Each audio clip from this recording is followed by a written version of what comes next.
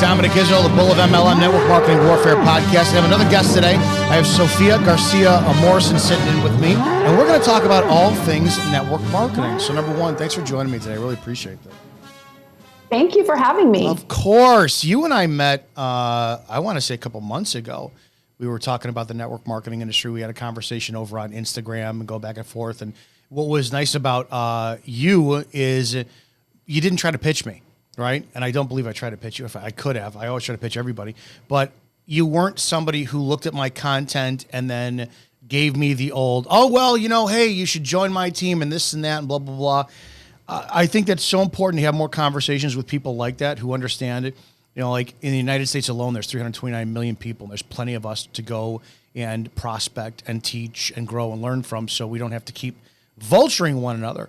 So I want to have a conversation with you today. I want to talk about the good of network marketing, the bad of network marketing. I want to drive people towards you. I want to have people see what your ideologies are so that they're like, oh my gosh, I got to work with this woman. But give everybody a 360-degree view of who you are. And then we're going to go into your reasons for coming into the industry, and we're just going to have a conversation. Yeah, so I am a mom of two little girls. My background before I got into multi-level marketing is I worked in the mortgage industry for 12 years. I was kind of a naughty kid, and I dropped out of high school like the middle of my sophomore year. My mom still has a letter that I wrote her in third grade that said, "Hi, how are you? I'm bored. I hate school. I would rather work." And so since a very young age, I've always just kind of had really good work ethic. And I just kind of landed a job in the mortgage industry when I was 19. And I knew nothing about mortgage, and I just kind of worked my way up to the top just because I had really good work ethic. And for me, joining a network marketing company, I wasn't jaded. I didn't have any experience with network marketing in the past. I just saw an amazing opportunity to create residual income, which I didn't know anything about until 2014. So I worked in mortgage from like 2002 until 2014.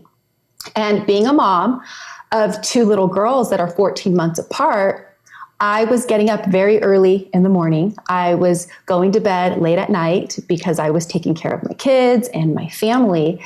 And I never really saw my daughters. And so when I saw this opportunity, I kind of dove in.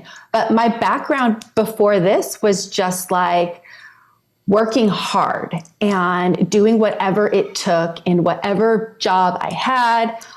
My parents taught me to always kind of think outside the box, question everything, just truly like a freedom thinkers and freedom fighters. Like my dad was a professional boxer. I grew up in the boxing gym. So just a very tough girl. My mom questions everything. So I have amazing parents that guided me along, but they let me be true to myself. And I do the same thing with my daughters. I have two girls in 8th grade and sophomores, and I'm encouraging them not to go to college.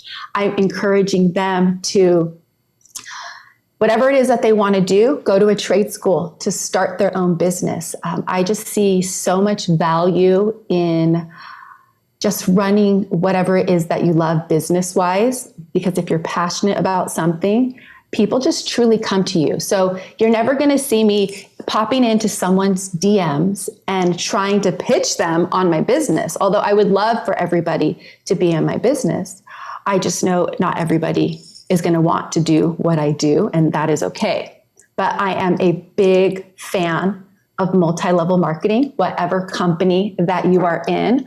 If you are doing that business, go all in. You really have nothing to lose. If you are passionate about your products, then it works. So that's why I didn't pitch you, because I'm just truly like, I love what you're doing and how you're just sharing how amazing network marketing can be with the residual income. Let's talk about that for a second. You drop out of high school, you raise a family, and for me, I was first recruited in network marketing in 1993, I was 18, and people tried to get me involved with Amway, and they made it sound so too good to be true, right? And I didn't understand any of it. I really didn't understand network marketing until probably 4 or 5 years ago, and I've been in industry for over a decade. I did like everybody else in the beginning, right? You're going to get rich quick, and all you got to do is talk to 2 people. I did the same stuff, and I had the PTSD from a lot of other people. Now that I'm in the business, full time, this is where I burn my boats. I'm focusing on this. I see the value in, oh my God, we really need to teach people proper business discernment with this. But people are going to listen to this, and you're going to get to 2 schools of thought, right? Some people who have never heard this before are going to hear you. They're going to see your energy, hear your energy, and go, oh my gosh, what is she talking about? Residual income, and she's so passionate, this and that. Then you're going to get the other side of them who go, all right, they all say this, residual income, and we never see it, and this and that.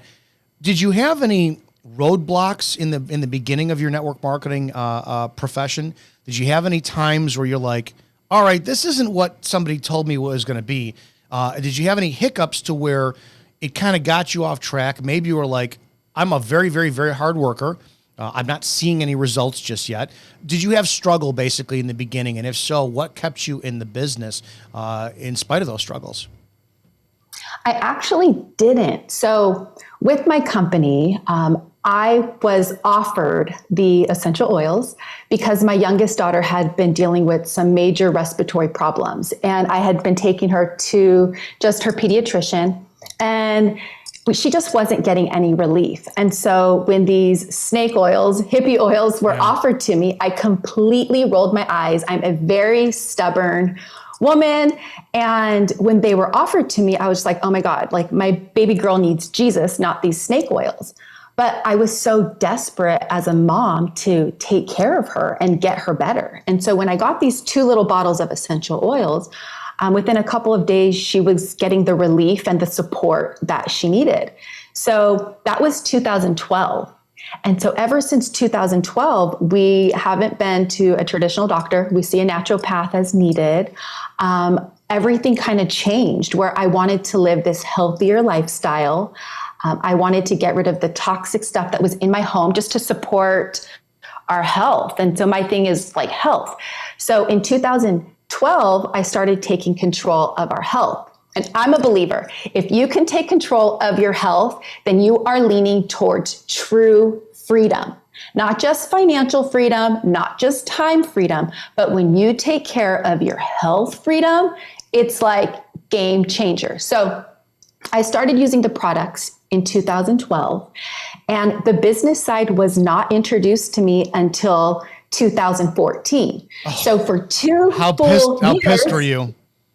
Well, I worked in mortgage. I was making great money, and it's kind of like everything happens for a reason. There's like timing and everything. And when it was presented to me in 2014, I had already been kind of sharing the products with friends and families for years. They'd come to my home and they'd see the bottles of the oils that I was using on my daughters and myself, and they just knew it was part of our life. So you weren't pressuring anybody. You didn't get into the business and have that, oh my gosh, you got to try this stuff. You had, and I know so many people, I've seen them all over the place. You have these anti-MLM people who they'll take your business, my business, every business out there, and they'll find the one person who got a rash and broke out and this and that out of the millions who've tried it. And oh my gosh, clearly this misrepresents stuff. And we know how that works. Any product on the planet under any umbrella of any company is going to have some type of effect on human beings because our biologies are all different. But that being said, you're not like everybody else where you got pitched right away after. It's 2 years of advocating the product with no pressure. Not a lot of people wind up doing that. If you're advocating this and your product and you're talking about the bonus, the natural stuff, because Western medicine, it's garbage. Western medicine probably makes us a whole lot sicker than we should be, including our food and all that. And that's a massive conversation all of us can get into. But here you are, you're talking about a product, you're not making any money off of it, you're a consumer, it's great. Now, the business is introduced to you. You're already pretty successful in business.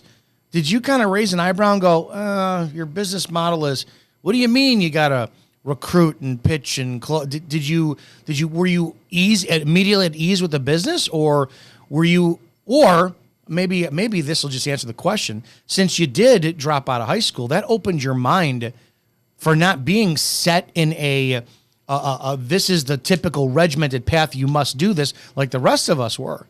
So maybe you just had more of an open mind to jump into this business.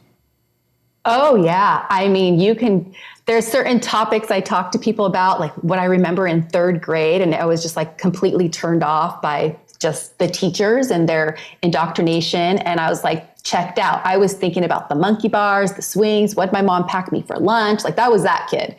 And so, when the business side was presented to me, she was actually scared. She was like, you should do the business with me. I know I've been told I'm very intimidating. And so when she said, you should do the business with me, I was like, what business? Like, you're a stay-at-home mom. Like, I make 6 figures in mortgage. Why should I do this business? And so when I saw the business opportunity mapped out, I just looked at it like, wow, if you can do this, I can do this. Chances are I can probably do it a little better, not to be like cocky, but I did have a large network of people. I had people that trusted me because I've built relationships for years with just coworkers, friends, family, all the things. And so when I looked at the business structure, I was just like, game on, let's go. I'm pretty competitive. Both my parents always taught me, like, go for whatever it is that you believe in. Like, don't stop until you achieve what you want, basically. And so when I looked at the compensation plan, I had my eyes set on one of the higher ranks. It's diamond in my company. And I just went balls to the wall. Balls to the wall. Nothing was stopping me. I achieved that goal in 13 months with the like very minimum amount of volume needed, because that's where my like strategic brain and, you know, I'm thankful for the mortgage industry and like seeing things that people can't see. And I just was able to plug people in. If people were going to do this as a business with me, I knew where I was going to place them on my team. If people just wanted to be product users, that was okay too.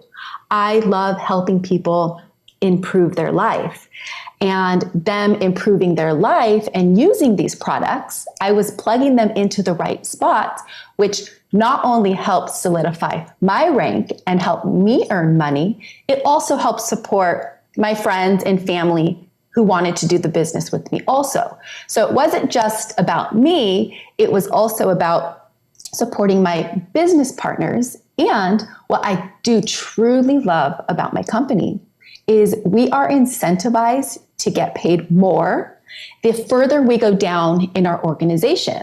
So a lot of companies. Oh, no. You're describing a pyramid scam. How dare you? So wait a minute. Are you telling me that the more you wind up, and I know this is just so stupid, we have to hammer this home every time. Are you telling me the more that you personally pour in and develop people who are under you, and go as deep as you possibly can, you mean the company is going to reward you monetarily for your efforts? Is that what you're saying? Absolutely. Oh, I don't know why. Okay. Blows me away. People have a problem with that. Yeah, and the whole pyramid scheme thing, like I worked in the corporate world. I saw the top managers at the top and just like the pyramid. And some of those people would never get past that sales director position or SVP. They couldn't go further up. And something could happen in the company and they could let you go. No problem. Bye. They can get rid of you. You 100%. Could die and you're replaced the next day. 100%. I want to delve into your background and how it applies to network marketing, because we're talking, if we're going to talk about the pyramid, which it is, right? You're the tip of your own pyramid. You can start it. You could be the 100th person underneath the top guy or girl, and you're the top of your pyramid. That being said, talk about what you think the key success factors that you brought in from your drive, your background, your competitiveness, the mortgage business. How did that bring your managerial skills in? Or do you feel that you need to manage your team? Or do you just like set it and forget it? You recruit people. If they do, they do. They don't, they don't. What is your style of running your team? And how do you think that has benefited your success? So my style is more, well, in the beginning, I was a little bit more controlling because I'm starting off. Now I'm 8 years in. So my style now is, who wants to do this as a business? How can I support you? Where are you at? How much time can you put in? Like, what do they need from me? I am not in that like desperation where some people, where I can understand where multi-level marketing can get a bad name and a pyramid scheme because some people are just in that desperation. I am not. I build my business with ease, and it's like if someone wants to build, amazing, let me help you. If they don't, it's okay. I'm fine. I can plug them in somewhere else, but I'm there to help support wherever they're at. So I work with people that are just product users. They just want to take care of their health, which is okay. Some people that want to share and take control of their health, also share with their friends and family, maybe get a little bit of an income to cover their products. And then there's people like me that want to have this as your full-time job, create residual income, leave a legacy for your children, and set your kids up for their future. That's where I'm at. And so there's 3 types of people that I work with. And I never feel that I'm like in desperation. I don't want my team to feel like they're desperate if they're building the business. It's truly like, what do you want to achieve? What are your goals? Let's work together. Let's make a game plan and talk to as many people about their health as we possibly can. Because for me, it's the health part. Yeah, and that's, everyone has to have a passion, right? So, we break it down for my team as the 3 C's. You're either passionate about the product, which is commerce, passionate about how we make our money, which is, cash flow, and then, the community, the culture, right? So one of those 3 areas, you're going to find it. Do you give... So you got 3 different types of personalities in your team. Do you give them all equal time? Do you treat them all the same? I mean, is that how you run your team? I mean, I treat them all the same. I'm going to help support them in any way, but I find that my business partners, it's like I'm kind of married to them. When they need me, I'm there. When I need them, they're there. And that's the beauty of multi-level marketing. Let's say something happens to me and I get really sick, or something happens to my leader and they get really sick. I can step in and I can support their team. And as they're going through whatever it is that they're going through, I'm still there to help them continue to have a paycheck, to have that income. So when I moved from California to Arizona, I live in Arizona now, single mom. I had a house built for me and my daughters from the ground up. Just very driven. I go after what I want. So when I made that move from California to Arizona, it was kind of a tough time because I was living at my sister's until my house was done being built. And I was happy at Diamond. I made great income, but my team came together and they all had their goals. And when they had their goals collectively, it made me go to the next rank. And so it's like when you have this great work ethic and this whole collaboration of your team, I just feel like magic can happen and everybody grows together. And I wasn't even planning to go for the next rank. My team was planning it for their own goals. So when you set up your team structured perfectly or semi-perfectly, but when you set up your team to structure in the right way and you build community together, so much can happen. So much can happen. How are you focused on setting up a team? Because it has to be done the right way and it has to be set up from the beginning. But all of us are going to fall victim to this, right? We're going to get the people who come in, and they're majority of them who come in, they see the vision, they share our enthusiasm, and then they ghost us and say they got scammed, right? And we're finding sadly there's a lot of people like that. The people like you are so rare. And then to develop that in your team, I'm sure you love competition as well too. You want people to try to outdo you, because then it's like, all right, it iron sharpens iron. When you set them all up, are you offering the game plan from the beginning? This is the path to success, or do you have that mindset of, all right, this is a little bit, I want to see what your work ethic is, and then you're gonna earn more from me and earn more from me? Because I can't picture you giving. I can picture you being available for everybody, but you're not going to give yourself equally to everybody, especially if you get one person who's doing everything that you would do, and then one person who's complaining like crazy, but they're still on your team. You're not going to give that person time. So how do you set the standard in the beginning and how do you move forward, continuing to progress by bringing people up who may not have your ability or your skill set? So I do work better with people who are doing the work. I don't always want to reward the naughty child, right? I'm not going to just like help stack the naughty child. I'm going to work with the people who are actually doing the things and working with me. It just works so much better, and the energy flows. So I do this for my team. And the only reason I am so good with structure is because I made so many mistakes in the beginning. And because of the mistakes that I made, I work with my team so they don't have to suffer the pain that I went through early on.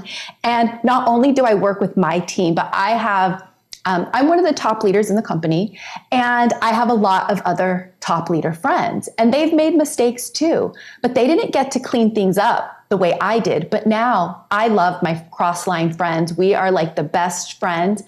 I help them clean up their structure, and now they're seeing a difference, and their team is seeing a difference. And so the way I see things is, when I'm making money, I'm happy. When my team is making money, they're happy. When my friends, cross-line organizations, are making money, they're happy. And as a company, if we are all making money, there's this different energy about it, and it makes us all look good together, and we get to work together. I've never had anybody say that they feel like they've been scammed by me, because I've always offered value. I've always served somebody. If somebody buys product from me, I am there to make sure that they understand how to use them, that they're using them correctly, that they're using them safely, so that they can take control of whatever it is that that's needed. But just like if we all go to the doctor and get the same prescription, it's not going to work for everybody the same, because we all have different body chemistry. So I always remind people of that. Everything is not going to work the same. We have different body chemistry. We just have to keep kind of experimenting, just like a doctor would do for you, experimenting to see what supports your body best, because what I offer is not going to heal you, but it's how you take care of your body. That's your body heals itself. And this is very compliant to say, your body heals itself. Yes, it does. We don't. Yeah. Mm-hmm. Yes, it does. Yeah. Talk to me about some of the mistakes you made in the beginning that you didn't recognize that you corrected. I'm very curious about those.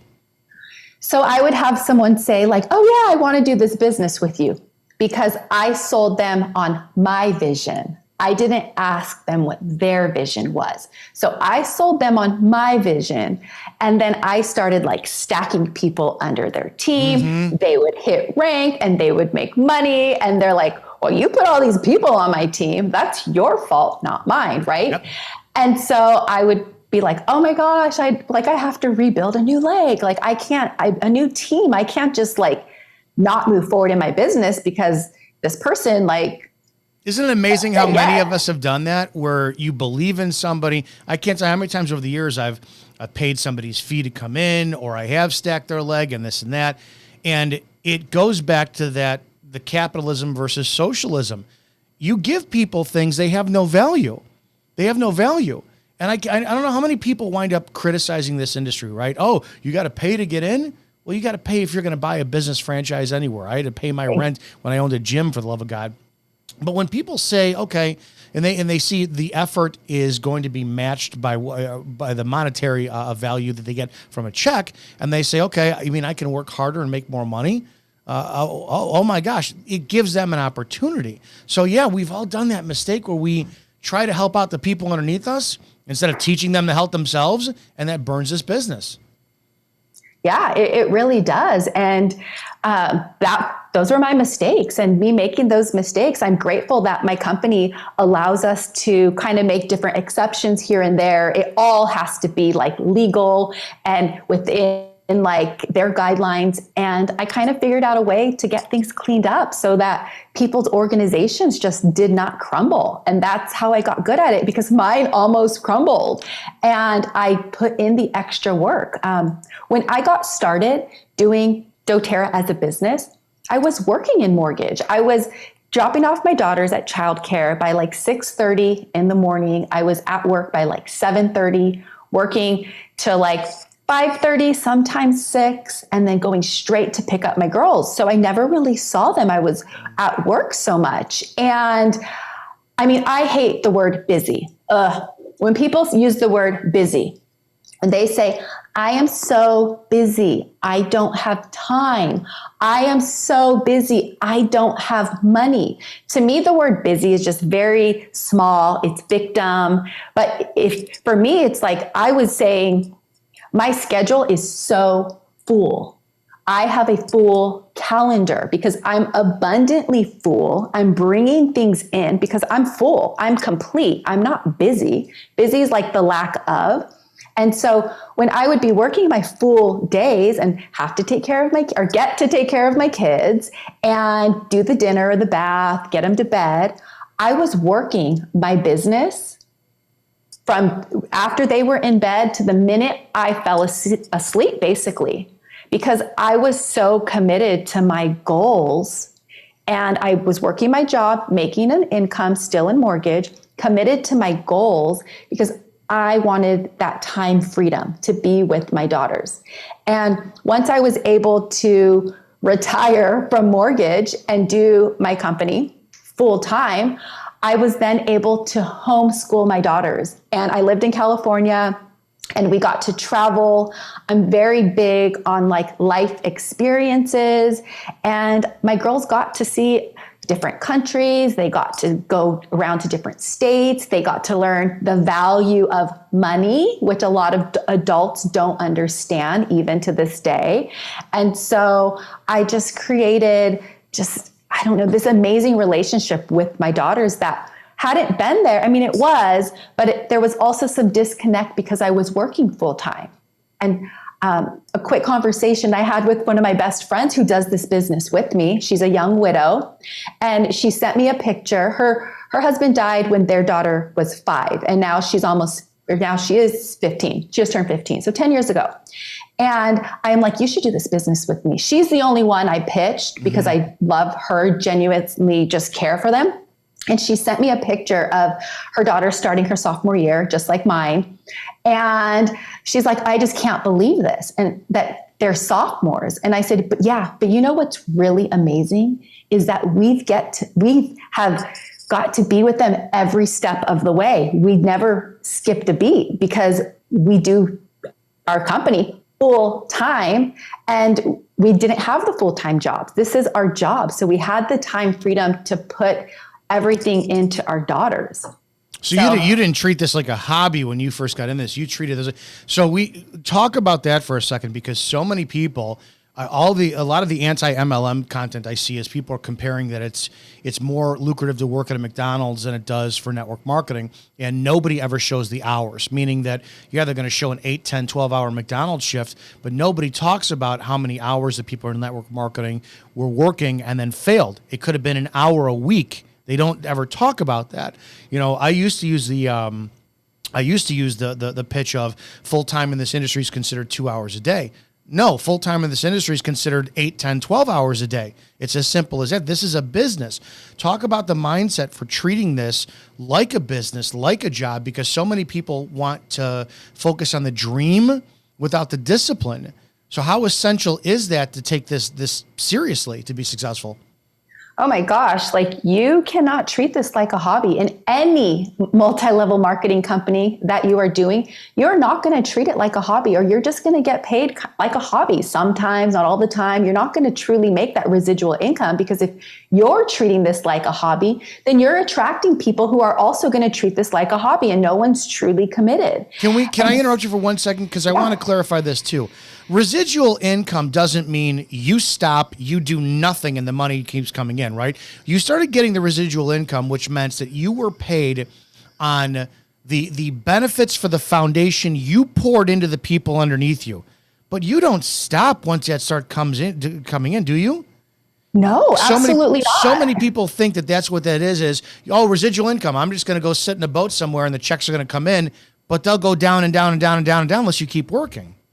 Well, so for me, when I got started, and most of my top leader friends were pouring in the most amount of hours in the beginning. And as our businesses start to grow and we start to get these business partners, they start to put in a lot more hours. And when they're putting in those longer hours, it means that us as like top leaders, we get to take a little step back, not a lot, but we get to not maybe put in as many hours because now our leaders are actually running their own business, if that makes sense, right? Mm-hmm. Like they're putting in more hours and we're still putting in the hours, maybe not as much because now they have developed the skills and they're leading their own teams. You're in a different role. You're overseeing. And instead of doing the labor work, you're the foreman and you're running the crew. It does less hours does not mean less effort. You're managing more people instead of pitching, recruiting, and selling. So you just change hats, but you're still doing the same effort. Totally. And just like hairstylists, for example, you can have a hairstylist that is on the news. She's newer and she's taking one client and it might take her 3 or 4 hours to get them done. And you're paying whatever the cost is. And then you might have a hairstylist who's been doing this for 10, 20 years. And within that same time frame, they can take 2, maybe even 3 clients. And they're getting paid that same amount of money for those 3 clients for that the one got paid for the one. So let's say they charge $250 for the one. The new girl's getting $250. Where the one seasoned hairstylist is able to take 3 clients and she's charging them $250 and she's getting $750, or because she's got the skill and she's developed it over those years, you're paying her for her skill set. You're paying her for her skill set because she can knock it out quickly. And so as leaders in our company's top leaders, we have that skill set now where we can come in and we can get things done a little bit quicker. We try to do things a lot more effective, and we work with our leaders to have them develop the same work ethic, the same skill set, and so everything just kind of grows together. When you are taking this hat on again, and you're bringing, you're teaching the foundation, because that's you got to go. You're going deep and deep and deep and pouring yourself into it. How do you keep yourself renewed for your passion in this business? Because a lot of people don't understand too, when you're managing people, you're managing problems. And a lot of people do want to come to you and they want to talk about their day and this and that. And there is a business. I mean, I tell my people off the bat, I'm not friends with you until you wind up getting your yacht and you've been so successful. Then we can be friends because I want to make sure you're taken care of well. But how do you keep your passion for this industry going year after year after year, outside of it just being a paycheck or a great product? The money's nice, the product's fantastic, but you're dealing with people. Dealing with people is very stressful. So for me to keep my passion is I continue to use the product. There's people who are not finding success in their business, but they're not the product. They're not a product of their product. They stop using the product. They stop showing up. And when you stop using the product that it is that you're trying to sell, no one else is going to use it. You're not going to attract people to come and use that product. I've just always kind of been that person to just snap out of a funk. Like, I know no one is coming to save me, so I need to do this on my own. And I mean, I talk to so many different women. I work mainly with women. I prefer to work with women. I have men that have reached out to me and then it's kind of like they want to date me, and I'm not about that. I'm about business. No. So I prefer to work with women. But when someone comes to me and they have a problem, I'm open to listening to it that one time. But if they continue to come to me with the same problem, it's like, you're doing nothing to fix it. I can't fix your problem. Only you can get yourself out of that funk, and you can fix whatever it is that you're going through. But I'm not one that really kind of feeds into the victim mindset or the blaming. Mine is like, what can you do to control whatever it is you're going through and take control? But I just stay motivated because, I mean, I have a beautiful home. I have beautiful daughters, and they are my why. They are the reason that I do this and I continue to show up. It's for my girls. And if you don't have a big enough why in why you are doing whatever company that you are in, when you have those moments where you are feeling down, yeah, you're probably going to get discouraged and you might give up. So just have a strong enough why to keep you moving forward instead of being stuck in your story of why something didn't work out, when you can control how you feel. No one can control anything but yourself is where I'm at. It's what I talk to my leaders about. It's what I teach my daughters. We control our own feelings, and if we're going to get up and show up. I want to talk about problems and solutions in the industry, but before we do that, I wanted to have people be, if they're able to get a hold of you, if people like what you have to say and they're like, all right, I like her energy, I like the direction she's going, and they want to find out more information about either being a customer or a prospect of yours, how can they get a hold of you? So my Instagram is health and freedom _. Like health and freedom _. I am truly about health and freedom. I love all things freedom. It's amazing how simple this business is. It's not easy. It's simple. It's just so simple. That being said, we saw a major uptick in the industry in the last 2 years because of the pandemic, lockdown, this and that. Network marketing generated, I believe I've seen a couple different studies at $300 billion in transactions, all this. Certain companies that have been around forever. I mean, Amway was up like 3%.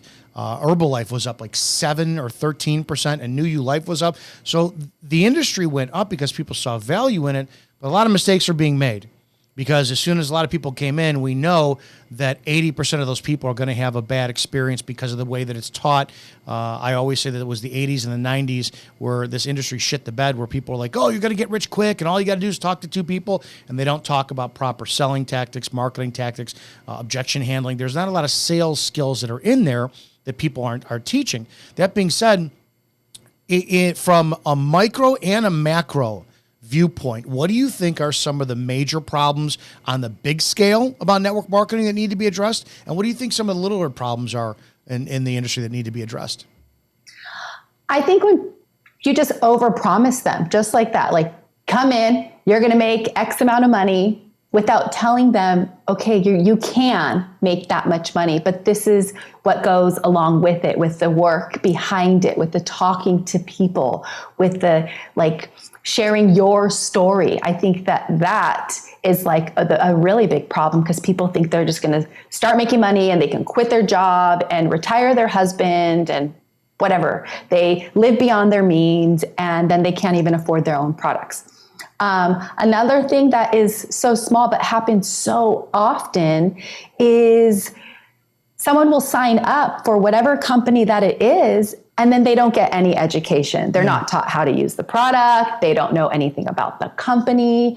And then they're just kind of there. I've met people that have bought in a kit of products. And I mean, they spent their money, like they invested their money in it. And then the product sat in their closet for like a year. And I'm like, who did you sign up with? And how did they allow that to happen? And so for my team, we're just very big on education so that people don't fall between the cracks, so that they get that education. And then it's just up to that individual. If that man or woman decides that they want to use their product, if they need extra support in using it, their health goals, specific protocols, then it's up to them to reach out to us. We will continue to reach out, but if they don't let us know what they need, then we can't really help them. Just like if a wife is angry because her husband didn't take out the trash, and maybe he didn't know, maybe you need to say, hey babe, can you take out the trash? Like same type of thing, just the communication. What do you need? What do you need help with? So I think that falls through the cracks because they sign up with their cousin and then the cousin does nothing and then everybody quits. So find somebody who you connect with, who can help you with your goals, who you've seen has already kind of went through that journey. They're in a place that you would like to get to one day. Work with them. That energy is going to help you move forward. So one of the biggest problems, right? And I'm going to stereotype something. There's a definite physical and I would say personality distinction between those who are anti-network marketing and those who are successful network marketing. And if you look, for the most part, it seems that a lot of people who are anti-network marketing are, in totality, and I'll clarify this, unattractive people. They have negative personalities. They complain about a ton of crap. They look like garbage. It's almost like Eeyores, a bunch of Eeyores from Winnie the Pooh, and they all come around this industry about how horrible it is. And I've seen a lot who do the anti-MLM conversations who outwardly admit they have no experience in it. They did it for a couple of days, then they left, right? The people who have been in this, and those who are successful in this industry, they have this shining aura. They have a larger-than-life personality, which adds to their physical attraction. You could take the most, air quotes, ugly physically person in the world, but when you back that by an addicting personality that's very enthusiastic, they just become incredibly attractive. So you have these two camps of people. Do you ever get accused of, hey, look, listen, Sophia, you're attractive, you got a personality, you're automatically going to be successful in this business. Other people can't do that. Do you think that you're different because you had this going into it, but did you ever see changes in your team from those who stayed and kind of leveled up? Did their psychology, did their emotional state, did their physical state change? And those who left, did the same things change as well too? And do you think that network marketing has a personal development issue in it for self-improvement on all levels? Oh, absolutely. I mean, I was like this crazy little Mexican girl around the time I got started. Like, you looked at me in a bad way, I was like ready to fight you. But you just start to just develop these like skill sets and your mindset shifts. And it's like this personal development that just continues to grow. And it's the whole law of attraction. And so when you are in this like high vibe energy, you're going to attract more people who are like you or want to be like you. But when you're like in this like funk and like victim mindset, you're not going to attract anyone. And I do see some of the like, MLM haters, and it's like they're creating their own MLM of being a hater, and it's all hate. And so when you are truly passionate about something and you are growing just in every way of your life and so much self-development, then you're going to attract the right people. But when they sit in their funky hate and in their mom's basement, in the dungeon, they're just not going to grow. They just aren't going to grow mentally or in any way of their life. That's a big problem to overcome in any industry. I used to say about it all the time, I'm a retired cop. Law enforcement is the biggest crab in the bucket industry out there. You try to succeed, all the other cops hate it. They want to bring you down. We have that in network marketing to a degree, and I hope you never experienced this yet. But if you have, I want to hear about this. I have experienced where your personality will threaten other people, right? A lot of people do get in this industry to be on stage with the mic and they want the center of attention. I created that with social media, right? I love to hear myself talk, so I don't need a stage and anything else. So that being said, a lot of people are threatened by personalities like yours. Have you run into that within the industry, either people who are on different teams, different companies, people who have not been like me and said, hey, let's talk, people who are just trying to, have you dealt with anybody who is within this industry that you would say is toxic? And how do you navigate those waters when you still find out, all right, our industry does have some problems still? Not really, because I don't allow that energy in. And if someone sends me a bad message, I don't care. I love my life. I am happy. I will just like delete their comment and I will block them. If somebody sends me a message, like, because so many people were frowning upon the fact that I don't give my girls medicine or vaccines. I choose to. I am their mother. I don't want to. And they would tell me that they would hope my kid dies. And it's like, my child's not going to die. My kid is healthier than yours. And I would just block them. I don't even respond to them. Early on, I might have, because I didn't have the self-development and like my personal development and I might have like responded with something like, fuck you or whatever. Now it's just like, I don't even care. It's their own problems that they're trying to reflect on someone else. So my biggest thing is if you're experiencing that or someone is experiencing that, ignore them. Ignore them. You don't need to let their energy and their toxic traits into your world. You can completely block that out. Do you talk to your team about this? Do you talk to your team about not people pleasing and still being a servant, but at the same time, protecting yourself? Do you talk to them about these issues that they're going to come across with advocating for product or business? They're going to hear this from people and they got to shield themselves? Yeah, I mean, I have some funny reels on my Instagram page, just kind of, I'm so super censored though, but I have some funny reels, just like, who cares what people think? Who cares what people think? I teach it to my daughters all the time. I teach it to my team. Like, it doesn't matter what people think. There are so many people in this world. If one person doesn't like you, who cares? You can go and you can connect with other people. So I'm just like, I'm at a point in my life where I don't let the small things get to me. I just like move on. I think when people get stuck with other people's opinions, then they just stay stuck. Give me a projection. Where do you see yourself in the industry? 3 months, 6 months, 5 years? What goals do you have that you want to achieve? So my goals, I'm going to maintain my rank. I'm good. My goals are more so to help support my team to earn a bigger income, to help create financial freedom for my leaders, to help them just develop more of the skills, learn more about leadership. That's more so where I'm at. I feel complete in my life. There's zero desperation from me. So where I'm at is just like, what can I do to help support you with your goals? If you don't have goals, that's okay. I will find somebody else who does so I can support them. I love working with people that are just in it and just driven and doing the things. It blows me away that people just don't understand that's how you're going to make more money. Yeah, literally. It really is. The more you pour yourself into people, the people are going to develop, the people are going to advocate properly for the value of the product of the company's going to sell more product, the company's going to pay more people. I don't get why this is so hard for people to understand. Again, give everybody how they can wind up contacting you, please. So my Instagram page, it's health and freedom _ you can find me there, send me a DM. Go and like all of my recent posts because I am censored. It's ridiculous, but I will tell you, I will give you support too. I will tell you if you're interested at all, go. What I look for when I talk to the network marketing people is, are you trying to pitch me? Are you trying to one up me? And from a first conversation we had, you didn't care what I had to say, and you didn't try to push anything on me. You know what I mean? You gave off a great supportive energy. So I think that one of the best things about you as a leader is that you're genuine. You do still have that vibe of don't waste my time, which is essential for this business.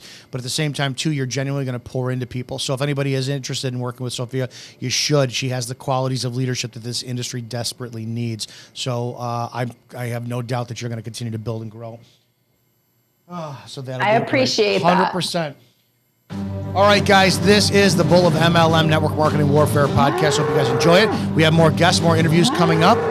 Like, share, get this out there. Let's change the industry together. You guys have a great damn day. Thank you.